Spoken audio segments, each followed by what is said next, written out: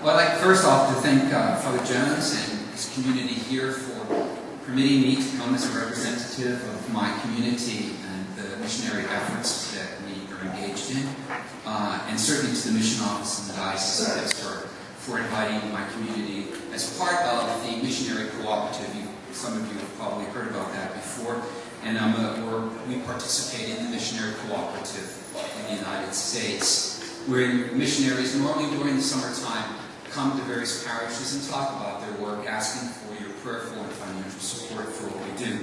I'll tell you a little bit about the mission that we're asking for your help with in Paraguay, but before that, I think it's important to reflect on the scriptures that the Church gives us today. The theologian John Shea, who loves to tell stories, he once remarked that he was on the beach one day, and he was taking the sun, and on that beach that particular day there were some evangelical Christians kind of soaking up the sun and proclaiming the gospel and trying to draw people to Christ. So he was familiar with that approach to evangelization, and he was just waiting for his turn, and eventually they came up to him, and one of the evangelists said to him, hi, and he introduced himself. He says, do you know Jesus Christ? And John Shea says, yes, and I wish I didn't. What John was referring to is the fact of today's gospel. The cross is not something that we can take lightly. It's hard. Once we get to know Jesus Christ, and what that life means for us means we're going to have to sacrifice a lot of things. Brothers and sisters, the cross comes in many different sizes and shapes. And oftentimes through our life, if we go around the block enough times, we begin to discover that cross changes over the years. What may have been a cross for us in our 20s is very different than the cross for us in our 50s. One thing is for sure, crosses are unpredictable and unacceptable. Some come from choices that we've made, and some, like that of Jesus, are imposed by others. And we often find that sometimes the cross that we have to bear is something that we initially were in love with, and then we begin to discover it becomes a burden. And we wonder if indeed we can even carry that burden. And so, when we hear the words of Jesus to pick up your cross and follow him daily, he never says take it, set it down.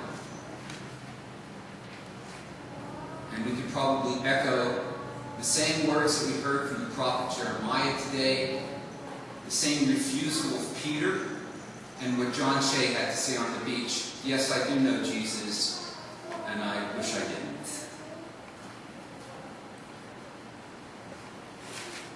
Once a year, on Good Friday, Catholics get together, and one of the things they do is they kiss the cross.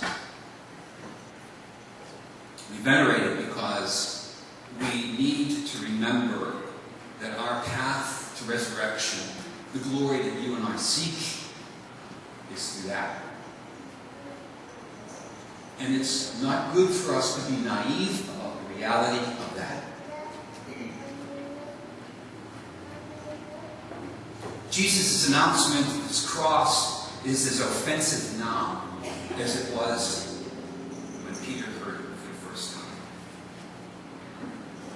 And we can oftentimes echo in the midst of our suffering, when we begin to see the implications of the cross in our life, we can echo the same kind of feeling that Jeremiah echoed when he began to discover that this was no easy task, living according to the law of God. You duped me, O Lord, and I let myself be duped. What am I going to do? I want to quit this if I could, but I can't.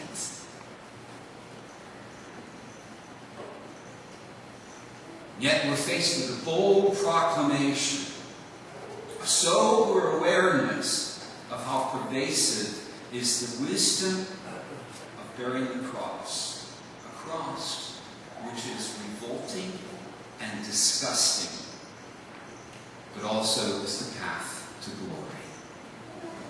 And Christians don't have the luxury of shying away from the proclamation of that.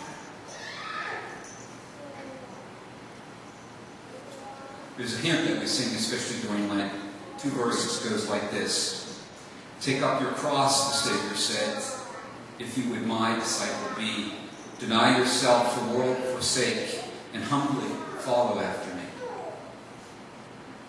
We're like Peter. We want to get in front of Jesus.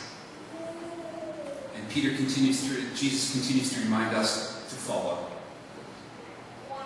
Take up your cross, the hymn goes on, and let not its weight fill your weak spirit with alarm. Any of us, whoever thinks that we can bear the cross because we're strong, we're going to find out sooner or later that that's not the case at all. His strength shall bear your spirit up, brace your heart, and nerve your arm.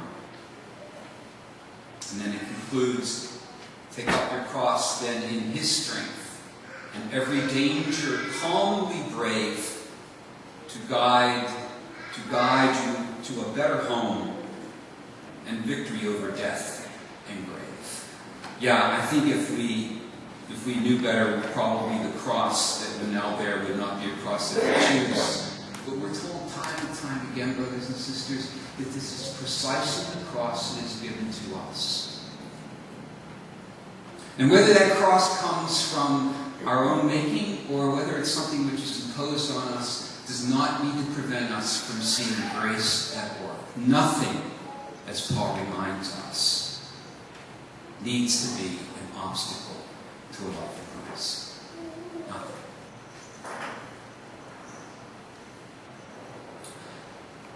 Back in 1960, Pope John XXIII asked religious throughout the world to pay attention to the needs in Latin America, and particularly in South America. And he asked my community if we would go to Paraguay. And we thought, at the time, that basically we were going there to make available the sacraments and teach catechism, which is what we did. Of course, the 4 missionaries that went down there didn't realize what they would be asked to do. In fact, many of them have said, I bit off more than I can chew. Not only was the language a problem, but also understanding the culture. And then to live in what is still the 2nd poorest country in Latin America and South America. But today, 50 years later, we have now 30 native friars and priests who continue the work of spreading the gospel. And besides setting up chapels so that priests could go around and celebrate sacraments there and train catechists so they could continue to teach, we've also discovered that it was important to educate. And so one of the projects that we took up was in Carajó as well as in Asunción, the capital. And there we have 2 schools. They're kind of like boarding schools. They're called day schools. And basically the purpose of the schools is to bring the kids in off the street. The kids, life in the street is dangerous anywhere. And families are oftentimes so big and so impoverished that they can't even feed the kids. So the kids will go out and, work in the streets and wash windows and cars and sell chewing gum and even job work just to get some money. And what they get is really not enough. So what our friars continue to do is to make the hot meals available. And the principal meal of the day, which is usually about 12 or 1 o'clock in the afternoon, it's not only the students that are in the school, but also their families that come and eat. And so we continue to do that. One of the reasons is because it is a poor country and because it's a repressive government. And our friars bit off more than they could chew when they discovered that preaching the gospel also meant that they had to come face to face with people who were making human life impossible. That people could not get a leg up. And so to preach for social reform is very unpopular. Especially when it means we have to break some habits. And governments can get so big and so carried away with themselves, they don't know that they're in some bad habits that are hurting other people. So our friars at all times find themselves being spied on. I don't need to go into that, but the poverty is great, the need is great. And over the past 50 years, as we've been raising funds for the mission effort in Paraguay, we have others, but I'm only talking about Paraguay, we have discovered that we've been able to provide education and food for kids. Kids who had no hope of an education. Some of them are now going on to university. The funds that we raise not only built schools, clinics, youth centers, they even built a theater. Also provide education for our friars who attend the university in order to study for the priesthood. And all because of the generosity of people in the missionary cooperative. You and I are missionaries. We may not be going to South America, but the same vocation as ours because of our baptism. We're called to proclaim Christ through his cross and his resurrection. So I ask for generosity to share in that missionary work. Let me tell you what will happen with your money. The monies that are collected here will go to the diocesan office, and then they will cut a check and send it electronically, the safest way to do that, to our office in Rome. And then our Minister General sends the monies that we collect for the various missionary endeavors, for this one Paraguay, to Paraguay. And that money will be distributed to the various locations that our friars are serving in. So that's how your money will be used. We'll continue to provide education, food, and clothing, as well as, mostly clothing and school uniforms, and also to help our friars who are studying for the priesthood. Your financial support is really important. Equally important is your prayer. Join in the missionary effort through your prayer. It makes a difference, I know. It cannot be done because we're weak and we're broken. We cannot carry this cross by ourselves. We need one another to hold us up. Our vows free us to go to places like Paraguay. We can do that, but we can't do it alone. So, your monies will be used and go directly to Paraguay. Your prayers will go directly to God. Thank you.